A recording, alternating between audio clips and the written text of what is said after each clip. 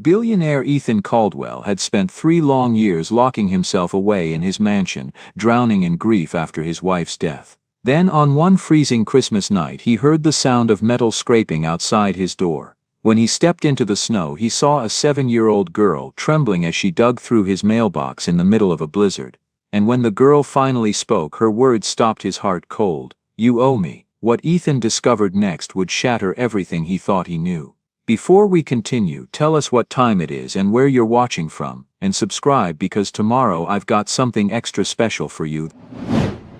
The wind cut through Ashbury like a blade. Snow fell in thick curtains, blanketing the town in a silence so complete it felt like the world had stopped breathing. Street lamps flickered weakly against the white darkness, casting shadows that danced and died with each gust. Ethan Caldwell stood at the window of his study, one hand pressed against the cold glass. He was 53 years old, though the lines etched deep into his face suggested he'd lived twice that long. His hair had gone salt and pepper, unkempt and overgrown. He hadn't bothered with a barber in months. The mansion groaned with emptiness. 14 rooms, each one a monument to a life he'd stopped living 7 years ago. The day Sarah died, Ethan had locked himself inside these walls. He'd been a titan of the tech industry once, co-founder of Magnus Industries. Now he was just a ghost haunting his own home. He poured himself scotch, not because he wanted it, but because it was something to do. He was raising the glass when he heard it, a soft scraping from the front porch. His heart gave an unexpected kick. He moved through the hallway, footsteps muffled by thick carpet. Through the side window he saw something that stopped him cold. A child, a little girl no more than 7 years old, stood on his porch in the howling storm. She wore a thin jacket, too thin for this weather, and her bare hands were red with cold. She wasn't trying to break in. She stood on her tiptoes, reaching into his mailbox, pulling out envelopes and examining them under the dim porch light. Something twisted in Ethan's chest. Before he could second-guess himself, he unlocked the door and pulled it open. The cold hit him like a wall. The girl spun around, eyes wide, clutching his mail against her chest. "What are you doing?" His voice came out harsher than intended, rusty from disuse. The girl stared up at him with striking blue eyes, pale, almost translucent. In those eyes Ethan saw fear, but not fear of him. Fear of everything. "I'm looking for a letter," she said. Her voice was small but steady. "My grandma said she left one here. She said if I ever needed help I should come here and find it." "Your grandma?" Ethan's mind raced. "Who's your grandma?" "Nora Miller." The name hit him like a physical blow. Ethan actually stepped back, gripping the door frame. Nora Miller. He hadn't heard that name spoken aloud in over a decade. "Nora," he breathed. The girl nodded. "She used to work here, a long time ago. She said you were a good man. She said if anything happened to her I should come here." "Where is she?" Ethan asked, though his gut already knew. "Where's Nora?" The girl looked down. "She died 3 weeks ago." The wind howled between them. Ethan looked at this impossibly small, impossibly brave child and felt something crack open inside him. "What's your name?" "Lucy." "Lucy." He stepped aside. "There's no letter in that mailbox. But I think maybe there's one inside. Come in. You'll freeze to death out here." She hesitated, and in that hesitation, Ethan saw a lifetime of broken promises from adults. She didn't trust him. She didn't trust anyone. "I just need the letter," Lucy said quietly.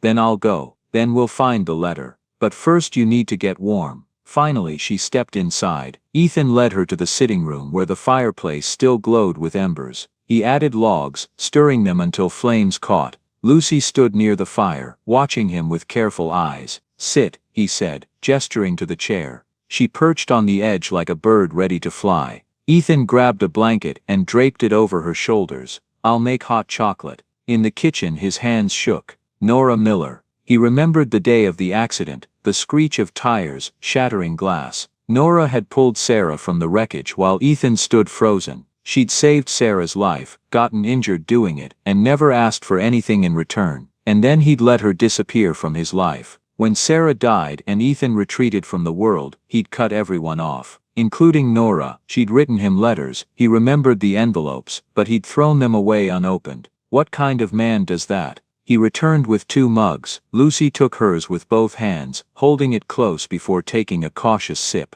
"Your grandmother was a remarkable woman," Ethan said. Lucy nodded. She talked about you sometimes. She said you were sad. She said everyone gets sad sometimes, but that doesn't make them bad. The words cut deep. She was right. I have been sad, for a very long time. Because your wife died, Lucy said. Yes, my mom died too. I don't remember her. Grandma Nora raised me after that. Her voice was matter-of-fact, and now Grandma's gone too. They put me in a home. Bright future they call it. But it's not bright and it doesn't feel like a future. Something cold settled in Ethan's stomach. They're not treating you well. Lucy's gaze returned to the fire. They're not mean, they just don't care. Nobody really cares. Grandma said you would. She said if I found the letter, you'd understand. I'll find it, Ethan promised. Whatever Nora left, I'll find it. They sat in silence, drinking hot chocolate, listening to the fire crackle. Within minutes, exhaustion pulled Lucy under. She fell asleep in the chair, the blanket tucked around her, her face finally peaceful. Ethan watched her sleep, this unexpected visitor carrying his past on her shoulders. He thought about Nora, about the debt he'd never repaid. He thought about Sarah, who would have brought Lucy inside without hesitation. If this is a second chance, he thought, I won't waste it. Outside, the snow continued to fall, but inside, for the first time in years, a small light had been kindled. Ethan rose quietly and went in search of Nora's letter. Morning arrived gray and cold. Ethan woke in his armchair, his neck stiff. Lucy was still asleep across from him, curled beneath Sarah's blanket. He'd spent half the night searching. Around 3 in the morning, he'd remembered the blue room, the guest bedroom where Nora used to stay. In the top drawer of the nightstand, he'd found it. A manila envelope with his name in Nora's careful script. Inside was a letter and a photograph of Nora holding a baby, Lucy. Lucy stirred, eyes fluttering open. She saw him and tensed, then relaxed as memory returned. Good morning, Ethan said softly. Morning, her voice was rough with sleep. Did you find it? I did. He held up the pages. Would you like me to read it? Lucy nodded, pulling the blanket tighter. Ethan cleared his throat and began. Dear Ethan, if you're reading this then I'm gone, and Lucy has found her way to you. I hope you'll forgive me for this burden, but you're the only person I trust with her life. Lucy is my granddaughter. My daughter Margaret died 7 years ago. I raised Lucy from infancy. She's the light of my life, Ethan. She's curious and brave and kind. I'm dying. Cancer. I've made arrangements, but I know where Lucy will end up in the system. In a place like Bright Future, where they warehouse children. I'm sending her to you because you owe me a life. Do you remember April 15th, 2010, the intersection of Maple and 4th? You and Sarah in your car, the truck that ran the red light. You stood frozen while she was trapped inside, and I pulled her out. I got her breathing again. I broke 3 ribs and dislocated my shoulder doing it, but I'd do it 1,000 times over. You tried to pay me. I told you then what I'll tell you now. I didn't do it for payment. I did it because it was right, but now I'm calling in that debt. Not as payment. I still don't want your money, but as a promise. Please give Lucy what she needs. A home, safety, someone who sees her as more than a problem. I know you've been drowning in grief, Ethan, but Lucy needs you to swim back to shore, and maybe she can give you a reason to try. You're a good man, Ethan Caldwell. You've forgotten that, but it's still true. Let Lucy remind you. With hope and faith, Nora Miller's silence filled the room. Lucy was crying, quiet tears sliding down her cheeks without sound. She never told me, Lucy whispered, about saving your wife. That was Nora. She never wanted credit. She talked about you though. At the end, she kept saying your name. She kept saying, he'll help. He's good. Lucy wiped her eyes. I didn't understand then. But I remembered the address. She'd made me memorize it. Ethan set the letter aside. Lucy, I need to be honest. Nora did save my wife, and for 3 more years Sarah lived. We had 3 more years because of what Nora did, but then Sarah got sick. Cancer, like Nora, and I lost her anyway. Grandma knew, Lucy said. She wanted to come see you, but you wouldn't answer her letters. The guilt crashed over him. I threw them away. I was so lost in my own pain that I couldn't see anyone else's. What I did was selfish and cruel. She didn't think so. She said everyone grieves differently. She said you just needed time. More time than I deserved. Ethan met her eyes, but she was right about one thing. I do owe her, and I'm not going to turn you away, Lucy. You're not going back to that place. Lucy's eyes widened.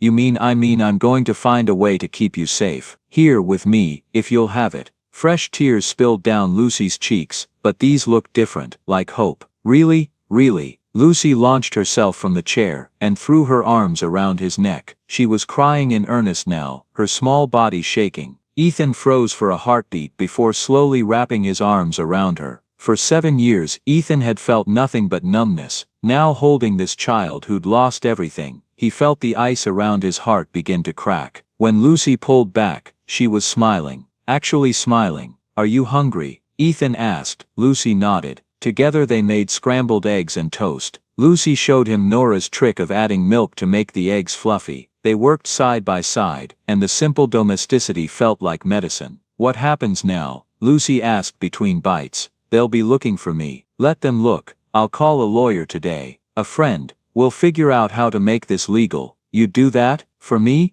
Ethan reached across the table and took her hand. "Lucy, I failed Nora. I can't fix that, but I can honor her memory by doing what she asked, by taking care of you. You're not alone anymore." Lucy squeezed back, her grip surprisingly strong. "Grandma was right about you." "About what?" "You are good. You just forgot for a while." Something broke open inside Ethan's chest. Tears stung his eyes. He didn't try to hide them. "Maybe," he said quietly. "But you and Nora, you're helping me remember." After breakfast, Ethan showed Lucy the blue room. "This was your grandmother's room. It's yours now, if you want it." Lucy walked in slowly, eyes wide. On the nightstand sat a framed photo of Nora. Lucy picked it up, tracing her grandmother's face. "Can I really stay here? As long as you want, and you won't send me away if I'm too much trouble." Ethan knelt to her level. "Lucy, I'm not going to send you away. Not now, not ever. I'm not perfect, and I'm going to make mistakes,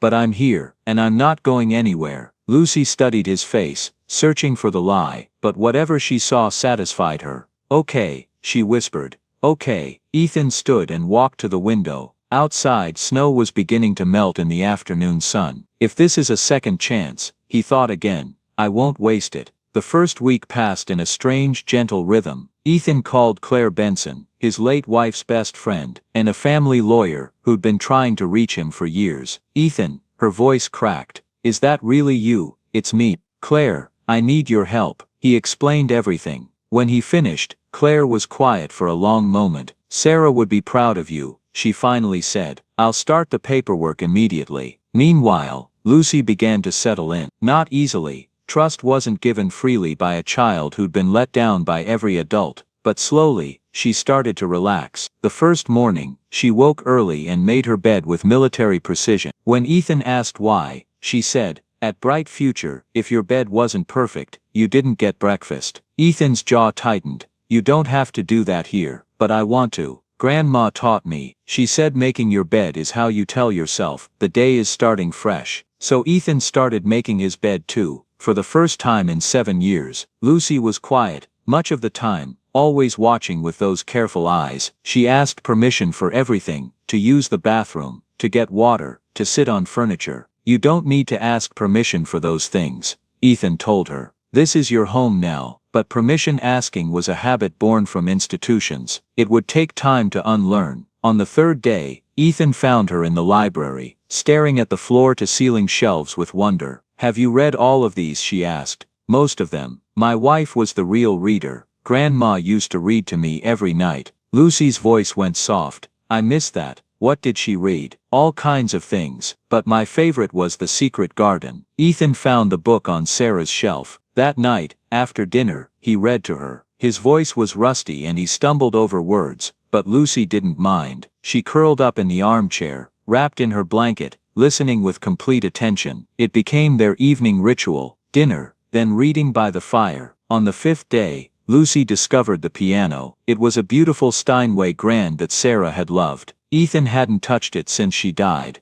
Lucy pulled off the dust cover and pressed a single key. The note rang out, pure and clear. "Do you play?" Ethan asked from the doorway. "A little. Grandma knew some songs. She taught me." Lucy looked at him uncertainly. "Is it okay?" "Of course." Lucy sat on the bench, her feet barely reaching the pedals, and played a simple melody, something slow and sweet like a lullaby. The music filled the house with life. Ethan listened, leaning against the doorframe, and felt tears slip down his face. That afternoon, they baked cookies together. Lucy found Sarah's old recipe box in the kitchen. "Can we try?" she asked, holding up a card for chocolate chip cookies. They made an unholy mess. Lucy cracked eggs with enthusiastic abandon, getting shell fragments everywhere. Ethan mismeasured the flour and created a cloud of white dust. The cookies came out lopsided and slightly burned. They were perfect. "Grandma always said the ugly ones taste best," Lucy announced, biting into a misshapen cookie. They ate warm cookies and cold milk, and for the first time since Sarah's death, the house felt like a home. That night, as Ethan tucked Lucy into bed, she said something that made his heart stop. "I had nightmares at Bright Future, about Grandma, about being alone, but I haven't had one since I came here." "You feel safe here?" Ethan asked. "Yes." "Then quieter. Is that okay, to feel safe?" The question broke him. What kind of life had this child lived where feeling safe required permission? "It's more than okay," he said. "It's how things should always be." At Bright Future, they had locks on all the doors. From the outside, they said it was for our safety. But Lucy trailed off. "But it felt like being trapped," Ethan finished. She nodded. Ethan walked to the bedroom door and left it wide open. "No locks here, Lucy. You can leave this door open or close it, whatever makes you comfortable. You're free here." Lucy looked at the open door, then back at him. "What if I have a nightmare? Then you come find me. I'm just down the hall, and you won't be mad." "I could never be mad at you for being scared." She smiled, really smiled, and it transformed her whole face. "Good night, Ethan." It was the first time she'd used his name. Something about it made him want to cry again. "Good night, Lucy." The next morning, Ethan woke to find Lucy sitting on his bedroom floor, drawing in a sketchpad from Sarah's old art supplies. "How long have you been there?" he asked, groggy. "A little while. I woke up early." She held up the drawing. "Do you like it?" It was a picture of the house, rendered in colored pencil. The windows glowed yellow, smoke curled from the chimney, and in the doorway stood two stick figures, one tall, one small. "It's beautiful," Ethan said, and meant it. "It's us, in our house, not his house, our house." "Can we hang it up?" Lucy asked. "Better than a museum. We'll put it on the refrigerator." They did, using fruit-shaped magnets Sarah had collected. The drawing looked ridiculously cheerful against the stainless steel. Ethan loved it. Over breakfast, Lucy asked, "Why do you live alone in such a big house?" Ethan considered how much to tell her. She was 7, but she'd seen enough to handle truth. "I used to live here with my wife. After she died, I couldn't leave. All her things are here." Leaving felt like losing her twice, but staying meant being surrounded by reminders of what I lost. "So I just stopped living." Grandma said, "That's called grief." She was right. She said grief is love with nowhere to go. Ethan set down his fork, struck by the simple wisdom. "That's exactly what it is. Maybe now your love has somewhere to go again," Lucy said matter-of-factly. Ethan reached across the table and squeezed her hand. "Maybe it does." That afternoon, Ethan did something he hadn't done in 7 years. He opened Sarah's closet. Her clothes still hung there, untouched. He ran his hand along the fabrics, soft cashmere sweaters, silk blouses, the sundress she'd worn on their last vacation. He didn't take anything out. He wasn't ready, but he stood there for a long time, remembering, and for once the memories didn't drown him. When Lucy woke from her nap, she found him in the backyard, building a snowman. It was lopsided, and the stick arms were uneven, but he was trying. "Can I help?" she called from the porch. "I was hoping you would. I'm terrible at this." Together they finished the snowman, using a carrot for the nose and an old scarf for decoration. "Grandma and I used to make snowmen," Lucy said, "but we never had a yard like this. You can make as many snowmen as you want here." Lucy looked up at him. "Why are you being so nice to me?" The question caught him off guard. "Because you deserve kindness, Lucy. At Bright Future they said nobody wants older kids. They said kids like me don't get families." Ethan knelt in the snow, eye level with her. "Listen to me very carefully. What they told you was cruel and wrong. You're not an older kid, you're Lucy. You're smart and brave and you've survived things that would break most adults. Any family would be lucky to have you. Even you, especially me." He took a breath. "Lucy, I know I'm not your father. I know I can't replace your grandmother. But if you'll let me, I'd like to try to be someone you can count on." Lucy studied his face with those perceptive eyes. Then she threw her arms around his neck. "You already are," she whispered. They stayed outside until their fingers went numb. When they finally went inside, they made hot chocolate and sat by the fire. "Ethan," Lucy said, staring into the flames. "Yes, if I stay here forever, will you teach me things? Like Grandma did." "What kind of things?" "Everything.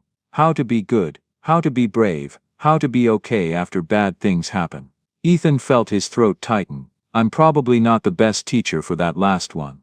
I haven't figured it out myself, but you're trying now. That counts." "Then yes, I'll teach you everything I know. And you can teach me too." "What can I teach you?" "How to live again," Ethan said quietly. "I think you're already better at that than I am." Lucy smiled and leaned against his shoulder. Outside, the sun was setting, painting the snow pink and gold. Inside, the fire crackled and the house felt filled with something besides ghosts. That night, Ethan read 3 chapters instead of 1. When Lucy finally drifted off, he carried her upstairs and tucked her in. As he was leaving, she mumbled, still half asleep, "Love you." She was probably dreaming, talking to some phantom, but the words hit Ethan like a freight train. He stood in the doorway for a long time watching her sleep. "I love you too," he whispered back. And he meant it. Claire Benson arrived on a Tuesday morning carrying a leather briefcase and wearing an expression that meant business. She'd been Sarah's college roommate, her maid of honor, her fiercest friend. "You look like hell," she said by way of greeting. "Good to see you too, Claire." She studied him, then pulled him into a fierce hug. "I've missed you, you stubborn fool." Lucy appeared at the top of the stairs, cautious around strangers. "Is that the lawyer?" "Lucy, this is Claire Benson." "Claire, meet Lucy Miller." Claire looked up at the little girl and her expression softened. "Hello, Lucy. Your grandmother was a remarkable woman. I met her a few times. She had the kindest eyes I've ever seen." Lucy came down slowly. "You knew Grandma?" "Not well, but enough to know she was special." Claire crouched to Lucy's level. "Ethan tells me you're quite special too." Lucy glanced at Ethan, checking if this was true. He nodded, and something pleased crossed her face. "Can I get you coffee?" Ethan asked Claire. "I'll make it," Lucy said quickly. "Grandma showed me how."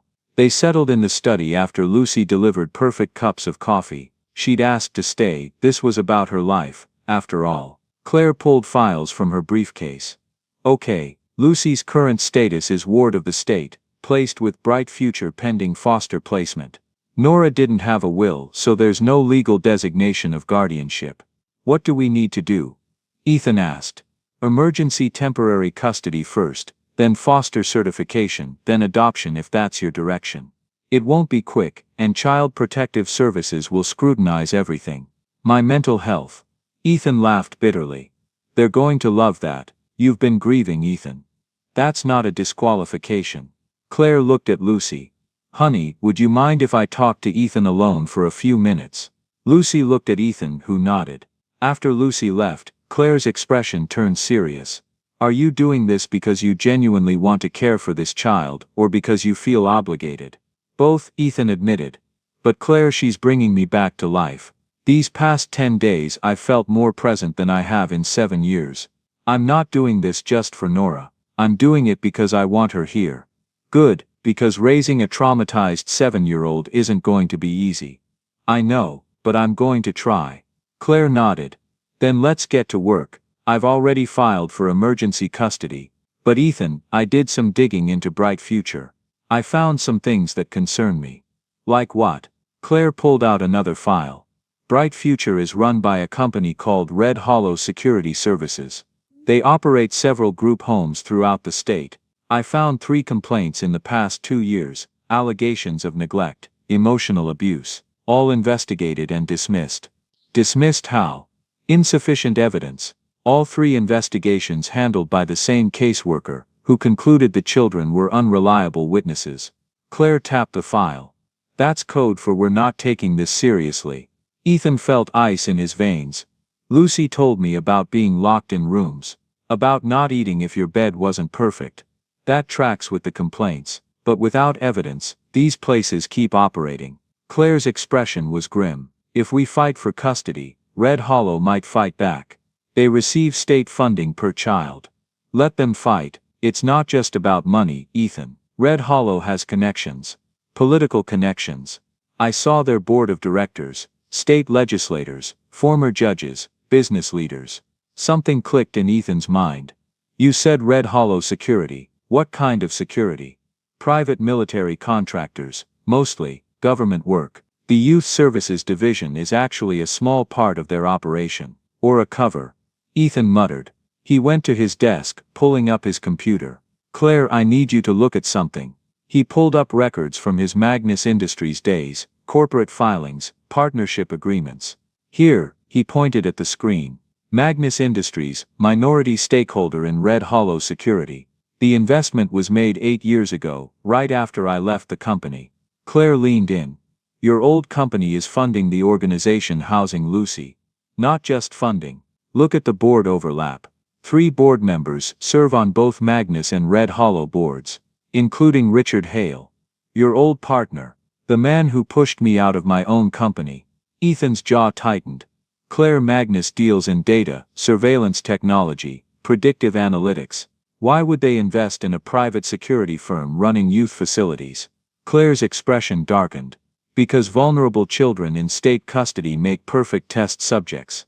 No families to ask questions. Exactly. I need to dig deeper, but I think there's something bigger here. And I think Nora might have discovered it. What makes you say that? Because Nora worked for Magnus Industries for 3 years, she had access to their buildings. She quit suddenly 6 years ago. He stopped. Claire, you said Nora died 3 weeks ago. What was the cause? Claire flipped through her notes. Official report says accidental fall. She tripped on stairs outside her apartment, hit her head. Dead on scene. Who found her? Anonymous 911 call. By the time police arrived, she was gone. Ethan and Claire stared at each other. You think it wasn't an accident? Claire said. I think a woman who survived 72 years and handled her own cancer diagnosis with grace doesn't just trip and fall. I think she found something she wasn't supposed to see. Ethan sat down. Can you get the full police report? Autopsy. I can try. Then we'll find another way. But Claire, if Lucy came to me because Nora was murdered, then she's not just a little girl who needs a home. She might be a witness. We need to move fast. Lucy's voice came from the doorway, small and frightened. Someone killed Grandma. They both turned. Lucy stood in the hallway, her face pale. Sweetheart, we don't know that. Claire said quickly, but you think so? Lucy's eyes filled with tears. She fell. They said she fell. But she was careful. She was always so careful. Ethan went to her, kneeling down. Lucy, did your grandmother tell you anything before she died? Anything about being scared? She told me to come here. She made me promise. She said if anything happened, I should find you and give you the letter. Her voice dropped to a whisper. She was scared, wasn't she? Ethan pulled her into a hug. I think she was being careful. She wanted to make sure you'd be safe. Are they going to come after me? No one is going to hurt you. Ethan said firmly. I promise you that. But over Lucy's head he met Claire's eyes and saw his own fear reflected back. After Claire left, Ethan made Lucy lunch and tried to act normal. That night, after Lucy went to bed, he returned to his study and dug deeper into Magnus Industries' recent activities. What he found made his blood run cold. Magnus had contracts with 12 different youth services organizations across 5 states. They developed a comprehensive child welfare monitoring system that tracked everything about kids in state custody, medical records, behavioral assessments, educational performance, even biometric data. The stated purpose was improving outcomes. But Ethan knew the technology. He'd helped develop early versions. This wasn't about helping kids, this was about data collection on a vulnerable population, and somewhere in that system, Nora Miller had discovered something worth killing for. Ethan pulled up a photo of Richard Hale from Magnus's website. His old partner looked prosperous and polished. They'd founded Magnus together 20 years ago, 2 young engineers with big dreams. But while Ethan had been content with innovation, Richard had been hungry for power. Now, looking at Richard's smile, Ethan felt something he hadn't felt in years: righteous anger. What did you do, Richard? He murmured. What did Nora find? His phone buzzed. A text from Claire. Got the autopsy. You need to see this, coming by tomorrow morning. Ethan looked at the ceiling, knowing Lucy was asleep upstairs, safe for now. I won't let you down. He whispered to Nora's ghost. I'll find out what happened. I'll keep Lucy safe, I promise. Claire arrived at 7 in the morning, which told Ethan everything he needed to know. She looked like she hadn't slept, clutching a thick folder. Lucy was still asleep. They went straight to the study, and Claire closed the door. You were right, she said without preamble. Nora Miller didn't just fall, she was pushed. Ethan's hands clenched. Show me. Claire pulled out the autopsy report. Official cause: blunt force trauma to the head, consistent with falling downstairs. But look here, the medical examiner noted unusual bruising on her upper back and shoulders, roughly hand-shaped. And here, defensive wounds on her forearms. She fought back. She tried to. The ME noted these inconsistencies, but the conclusion was still accidental death. Want to guess who signed off? Tell me. Detective Victor Kane, formerly state police, currently head of security for Red Hollow Services. Claire pulled out a photograph, a hard-faced man with cold eyes. He's been with Red Hollow for 4 years. Before that, 12 years as a detective with a reputation for being efficient at making cases disappear. Ethan stared at the photo, memorizing every detail. He killed her. I can't prove that, but I can tell you Kane personally responded to the anonymous 911 call. He was first on scene, and he ruled it accidental before any other investigators arrived. Claire's voice was tight with anger. There's more. I pulled records on the other complaints against Bright Future. All 3 were investigated by officers who reported to Kane. He's protecting Red Hollow. He's their fixer, someone who makes problems disappear. Claire sat down. Ethan, I found 3 other suspicious deaths over the past 5 years, all people connected to facilities run by Red Hollow. All ruled accidental, all investigated by people connected to Kane. 3 deaths. No 4 counting Nora. What about the Magnus connection? Ethan asked. That's where it gets really ugly. Claire pulled out more documents. Magnus doesn't just. What about the Magnus connection? Ethan asked. That's where it gets really ugly. Claire pulled out more documents. Magnus doesn't just fund Red Hollow. They're deeply integrated. Magnus provides all the technology infrastructure, security systems, monitoring software, data management. They have access to every piece of information about every child in Red Hollow's custody. Medical records, Ethan said, his stomach turning. Biometric data. Everything. And 6 months ago, Magnus filed a patent for predictive behavioral modeling for at-risk youth populations. They're using the kids as test subjects, training AI models on vulnerable children who have no one to speak for them. That's my rid. And worse, I found classified contract proposals between Magnus and several government agencies. Defense, Homeland Security. Magnus is pitching them predictive behavioral technology, pre-crime software, supposedly trained on ethically sourced youth welfare data. Ethan felt sick. They're selling it as a security tool. But they're building it by experimenting on orphan children. Children like Lucy. The sound of her name made Ethan's vision sharpen. Nora found this out. That's why she quit Magnus. That's why she took Lucy and tried to stay off the grid. And when they realized she knew too much, they killed her. Claire met his eyes. Ethan, these people are connected at the highest levels. If you go after them. I'm going after them. Ethan said flatly. They murdered Nora. They're experimenting on children. I helped build Magnus, Claire. I gave Richard the foundation he's using to do this. I'm complicit.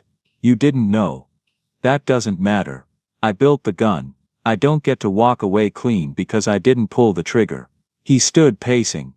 Richard and I developed the core algorithms for behavioral prediction. I was so proud. We were going to revolutionize mental health diagnostics, but I should have known technology like that could be weaponized. So what are you going to do? I'm going to tear it all down. Magnus, Red Hollow, all of it. But I need evidence. Real evidence.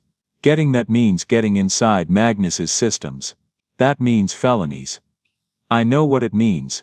Good thing I used to be an engineer. I know exactly where Magnus keeps their servers. Ethan, but first I need to make sure Lucy is safe. That afternoon, After Lucy finally went to play, reluctantly still scared, Ethan and Claire planned their next move. "I need to get into Magnus headquarters," Ethan said. "Their main server room is in the basement. I helped design the security system. I know its weaknesses. This is insane, probably, but it's also necessary." Ethan pulled out his old Magnus badge. "I've got friends in IT who owe me favors. People who remember what Magnus was supposed to be." That evening Ethan made calls. Careful calls, encrypted and brief. He used code, spoke in vagaries, but the message was clear. Something was wrong at Magnus and he needed inside help. 2 people agreed to meet him. 2 out of 15. But 2 was enough. Between calls, he spent time with Lucy. They made dinner together, read 3 chapters of The Secret Garden, played cards. "You're worried," Lucy observed. "I'm planning," Ethan corrected. "Same thing. My teacher at Bright Future said worry is just love getting scared. Is that true?" "Yeah, sweetheart. That's true. Then it's okay to worry. It means you love me." Ethan pulled her into a hug. "I do love you, Lucy. More than I thought possible." That night, as he tucked her into bed, Lucy asked, "If you find the bad stuff they're doing, will it stop? Will other kids be safe?" "That's the plan." "Good." She settled under the covers. "Grandma always said one person standing up was worth more than 100 people sitting down. Your grandmother was very wise."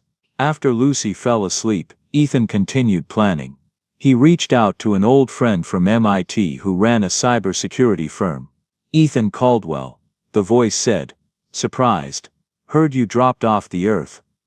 "I did. Now I need to break into my old company's servers." "You interested?" A pause. "Legally or illegally?" "Does it matter?" "Not particularly." "What's the target?" Ethan explained everything. The children, the experiments, Nora's death, the government contracts. When he finished, his friend was silent for a long moment. "I'm in. When do we move?" "Thursday night. Skeleton crew.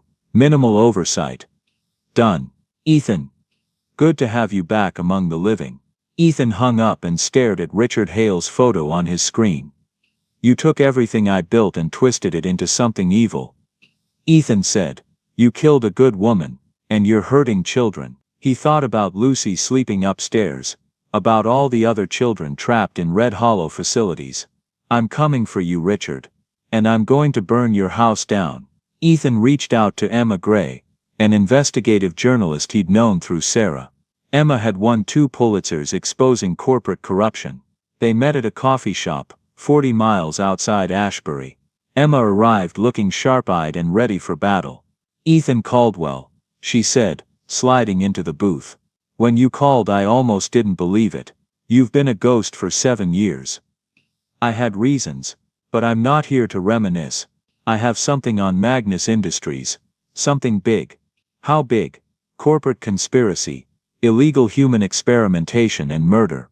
Ethan slid a USB drive across the table. "Everything's on there. Financial records showing Magnus's investment in Red Hollow, contracts with government agencies, evidence they're testing technology on children in state custody, and documentation suggesting a woman named Nora Miller was murdered to keep this quiet." Emma stared at the drive. "You understand what you're handing me?" "I understand I'm handing you the biggest story of your career.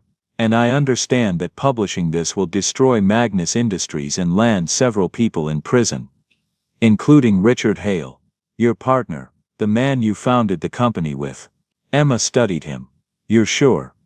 "I'm sure. These people are hurting children, Emma. They killed a good woman. They need to be stopped." Emma picked up the drive. "I'll need to verify everything. This'll take time." "How much?" "A week, maybe 2. You don't have 2 weeks. Richard's getting nervous. Once he realizes Lucy's with me, he'll move fast." Ethan leaned forward. "I'm hitting Magnus's servers Thursday night. Whatever I get will be on your desk by Friday morning. Can you have a story ready next week?" Emma's eyes widened. "You're planning a break-in. That's necessary. I can get in and out clean. If you get caught, then you publish anyway. Everything on that drive, plus whatever you can confirm. Promise me, Emma. No matter what happens, this story has to come out." Emma was quiet, weighing the decision. Finally she nodded. I promise, but be careful. If these people killed once, they'll kill again. I know, that's why I have to move fast. Thursday night arrived cold and clear. Ethan drove to Magnus headquarters with David Chen, his MIT friend, who'd aged well and maintained his humor. Breaking and entering at 53, David said, "This is not how I pictured my midlife crisis. Could be worse, could be a sports car." They parked 3 blocks away and approached on foot. The loading dock was staffed by Danny Morrison, who'd worked security for 15 years. "Mr. Caldwell." Danny's face split into a smile. "Man, it's good to see you. Danny, I need a favor, a big one." Danny's smile faded. "This about the shady stuff Mr. Hale's been doing. You know about that? Security hears things. We're invisible to executives, so they talk like we're not there. I know something ain't right. And Mr. Hale, he's not the man you founded this company with. I need to get into the server room, just for an hour." Danny studied him. "You going to fix this?" "I'm going to try." "Then I didn't see you tonight. But sir, be quick. Guard rotation happens at midnight." They slipped inside, moving through corridors. Ethan remembered, the elevator required a keycard from Maria Santos, his former IT head, who'd left it in a predetermined spot. They descended to basement level 2. The server room door loomed ahead. "This is you," Ethan said to David. David pulled out equipment. 15 minutes, maybe 20. 17 minutes later, the door clicked open. They stepped into the server room, rows of machines, blinking lights, the hum of processors. David connected to a terminal. "What am I looking for?" "Anything related to Red Hollow, youth facilities, government contracts, especially anything with predictive or behavioral modeling." They worked in silence, copying files. Ethan found contracts worth millions, deals with Homeland Security, Defense, international agencies, all centered on predictive technology. But the training data came from children. Thousands of children in Red Hollow facilities. Medical records, psychological evaluations, biometric data, behavioral tracking, everything monitored, recorded, fed into algorithms. "Jesus," David breathed. "They're treating these kids like lab rats. Worse, lab rats have protections." Ethan kept copying. "Got something," David said. He pulled up a file marked confidential. Internal memo from Richard Hale to Red Hollow's board. "Recent complications regarding former employee N. Miller have been resolved. Security protocols implemented to prevent future information leakage. Facility oversight increased for subject LM pending relocation to controlled environment." Ethan's blood ran cold. Subject LM Lucy Miller. They were planning to move her, where they could monitor her, make sure she didn't know anything.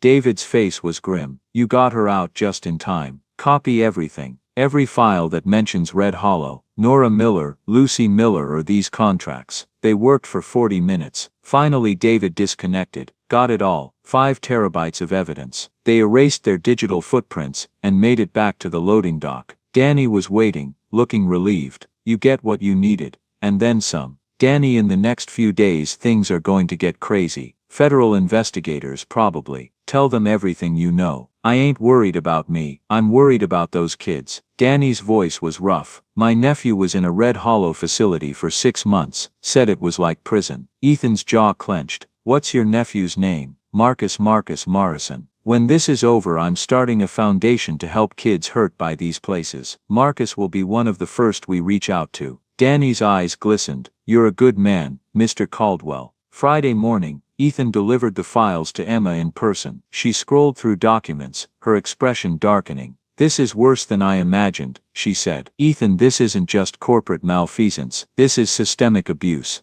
Can you verify it?"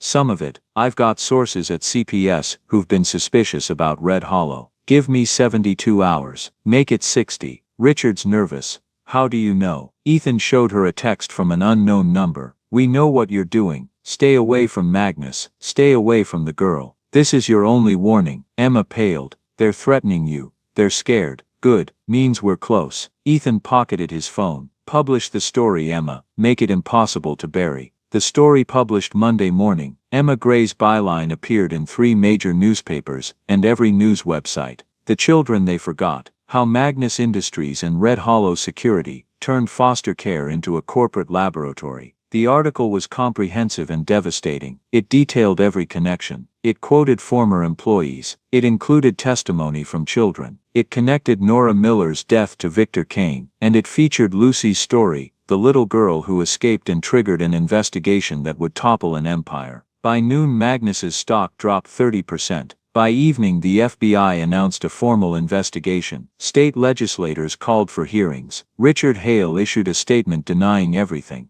calling it malicious fabrication, but the evidence was too strong. Within 24 hours, 3 board members resigned. Within 48 hours, Richard was placed on administrative leave. Ethan watched from his study, Lucy beside him. "Is it really over?" she asked. "The first part is, but Lucy, there's going to be attention now. Reporters might try to talk to you.